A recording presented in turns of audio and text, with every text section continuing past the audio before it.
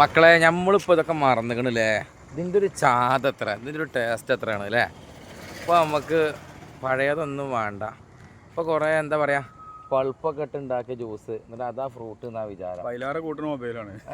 അതെ അതെ അതെ അതെ. അപ്പോൾ ഇങ്ങനത്തെ ഒക്കെ എന്താ ചെയ്യുക, കൺട്രോളിൽ കട്ടടച്ചിട്ടായാലും അല്ല ചോദിച്ച് കുറച്ചിട്ടായാലും തിന്നുക.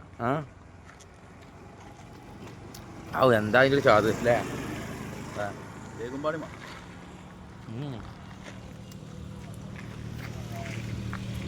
ഇതിൽ പുഴുണ്ടാവും നോക്കലേ അറിയാം. ഇങ്ങനെ പുഴില്ല അപ്പം പിന്നെ തിന്നാം. കിട്ടിയാ